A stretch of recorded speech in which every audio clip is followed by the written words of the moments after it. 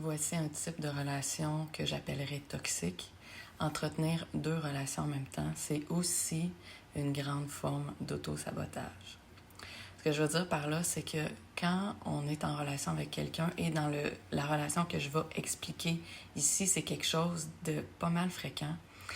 Deux personnes sont ensemble depuis un moment et la relation souvent devient à un moment invivable.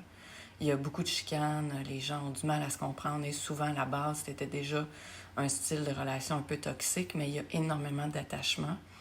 Il y a de l'amour, mais il y a souvent beaucoup d'attachement et c'est très difficile de quitter parce que les gens ont quelque chose mutuellement qui les attire, soit physiquement, sexuellement ou dans leur style de vie, où ils rêvent de quelque chose que cette personne-là a. Et c'est très difficile de s'en aller. C'est déjà difficile, mais dans ce genre de relation-là, c'est très difficile de se détacher. Et là, on se dit que la personne avec qui on est connaît nos travers, elle connaît des choses de nous et elle les a comme acceptées, des choses qu'on n'aime pas, qu'on aimerait changer, qu'on n'y arrive pas. Il y a toute une habitude, il y a des souvenirs. Et comme je dis, il y a des choses très spécifiques qui sont souvent liées au physique, la sexualité, etc., qui nous maintiennent là, un genre de confort, sécurité. Mais à un moment donné, ça devient tellement invivable que les gens ont envie de se quitter, ont envie de plus être ensemble. Et c'est souvent là que ça va commencer. Les gens sont comme plus ou moins ensemble, mais ils vont continuer de coucher ensemble. Et vivant des choses très difficiles et souvent étant plus ou moins capables d'être seuls, il y en a un des deux ou les deux qui vont se tourner vers une autre relation. Mais ils vont rencontrer quelqu'un et souvent dans ce genre de pattern-là, ils vont rencontrer quelqu'un de assez mature, assez éveillé, plus autonome, vraiment différente de la personne avec qui il est en relation. Et là, ça va être comme agréable parce que, tu sais, c'est plus calme, c'est plus reposant, les gens peuvent se parler, mais comme c'est quelqu'un qui est différent de leur ex et qui est souvent, on va dire, je dirais, plus stable ou plus mature, ils vont devoir faire face. On doit faire face à qui on est dans ce temps-là. Parce que l'autre personne nous voit plus clairement, elle voit nos travers. Ça veut pas dire qu'elle les accepte pas, mais ça veut dire que nous, on a du mal à les accepter. Fait que c'est souvent là que tout le jeu d'auto-sabotage va commencer. Donc, dès que les gens vont sentir que l'autre personne les voit leur travers, ils vont se mettre à mentir. Et il y a tellement de choses, des fois, qu'ils veulent pas que l'autre personne voit, qu'ils vont se mettre à se cacher, puis à pas dévoiler toutes sortes de nuances de leur vie.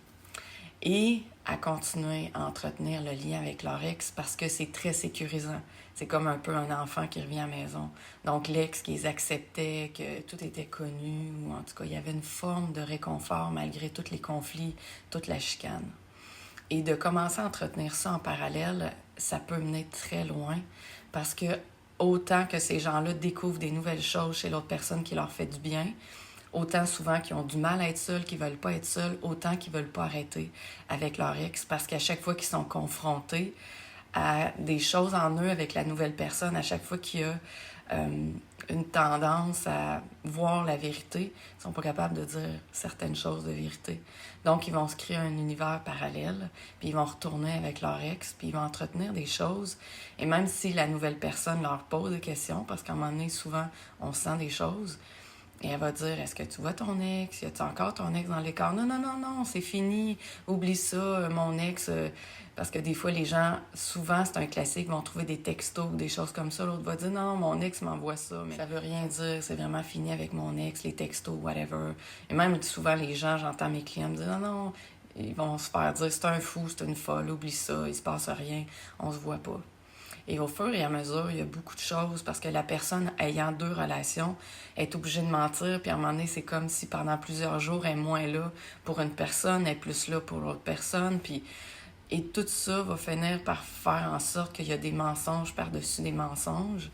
Et ça ne fait qu'éloigner la personne de elle-même et l'éloigner de qui elle est vraiment et des changements qu'elle aimerait faire mais qu'elle n'arrive pas à faire.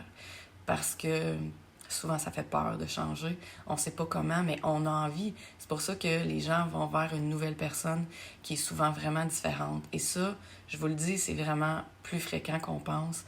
Et ça entretient tout un jeu de game. Et très souvent, il y a une bombe qui va s'installer. Et évidemment, la bombe va être qu'un jour ou l'autre, la vie est tellement bien faite que les deux personnes vont finir par savoir que l'ex existe et l'ex va finir par savoir que l'autre existe et là, ça va faire une bombe et les gens vont finir par découvrir ce qui est en train de se passer. Et finalement, ça va faire beaucoup plus de peine et beaucoup plus de ravages que ça aurait pu faire si on aurait agi différemment, si on se serait accepté, si on aurait assumé qu'on a du mal à changer, qu'on aimerait changer, mais qu'on n'est pas prêt, qu'on n'est pas prêt pour une autre relation, qu'on a du mal à être seul, qu'on a du mal des fois à trouver sa place, à s'accepter, à comprendre qui on est vraiment. Et ne pas accepter ça et fuir, ça fait que faire de la peine à soi-même, puis souvent à deux autres personnes, puis à des fois la famille, les enfants, etc. Tu sais, il y a beaucoup de gens souvent là-dedans qu'on oublie. Et ça fait que créer des problèmes de toute façon, un après l'autre, quand on ne s'assume pas. Donc souvent, on réalise qu'avoir peur de soi-même, avoir peur des changements, avoir peur de qui on est, puis pas être capable d'aller au cœur d'un problème, peu importe, ça va toujours finir par entretenir des choses malsaines.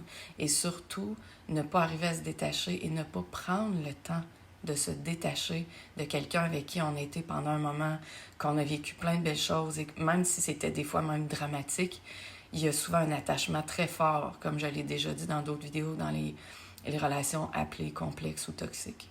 Donc, surtout quand on a vécu ces relations-là, c'est bien de prendre vraiment son temps pour guérir les choses, être détaché, puis après, être prêt à faire un pas de plus et souvent se faire accompagner parce que quand on est entretenu dans des relations comme ça, il y a beaucoup de choses derrière ça qui sont liées à l'amour de soi, à l'estime de soi et à se respecter dans qui on est et dans sortir de nos patterns. C'est sûr qu'on a chacun nos expériences à vivre et il n'y a rien à juger.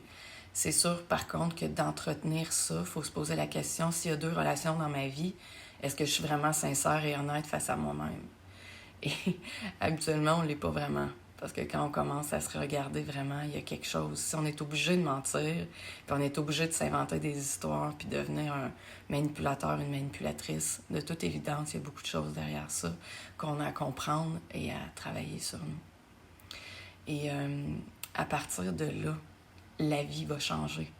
Parce que quand on est là-dedans, on n'est pas bien. C'est impossible d'être vraiment heureux là-dedans. C'est comme de jouer au chat et à la souris. Là. Et quand on arrête ça, on se regarde puis on se dit « Ok, j'ai vraiment du travail à faire sur moi. » Quand je vais être prêt, être prête, j'irai dans une relation. Ça va créer beaucoup moins de problèmes et ça va me permettre de redevenir qui je suis, d'avoir confiance en moi et de ne pas avoir honte de quoi que ce soit. Face à mon passé ou face à mon présent, face à qui je suis. Parce qu'il n'y a rien d'inacceptable dans qui on est comme humain. C'est nous, on le voit comme ça, puis on pense qu'on n'est pas assez, ou qu'il y a ci, ou qu'il y a ça, ou que les gens vont pas nous aimer, vont pas nous accepter comme on est. S'il y a des gens autour de vous qui sont comme ça, c'est pas des gens pour vous. Les gens qui vous aiment vraiment vont vous accepter. Oui, ils vont peut-être vous inviter à faire des changements parce qu'ils vont voir que vous faites peut-être des choses pour vous ou pour les autres qui vous détruisent ou les détruisent et qui sont pas corrects. Ça, c'est normal que les gens vous invitent à aller dans une direction plus saine. Mais si les gens vous invitent à avoir, à changer finalement qui vous êtes fondamentalement, ce qui est beau à l'intérieur de vous, comment vous êtes physiquement ou comment vous êtes dans votre façon d'être, des fois, peut-être que c'est pas les bonnes personnes, à moins que ça soit vraiment pour du mieux dans votre vie. Si c'est ce que tu vis, que c'est difficile, que tu es tanné de tourner en rond dans des relations complexes ou difficiles, ou que tu as du mal à mettre fin à une relation, t'entretiens de relations, ou que toi, tu subis ça, écris-moi, c'est mon métier. On va pouvoir voir très rapidement qu'est-ce qui se passe, y mettre de la clarté et t'apporter des solutions pour que tu te sortes de ça et tu te sentes mieux. Et aussi, s'il vous plaît, je vous invite à liker et à partager la vidéo qui pourrait aider des gens qui vivent ce genre de situation-là présentement. Bye.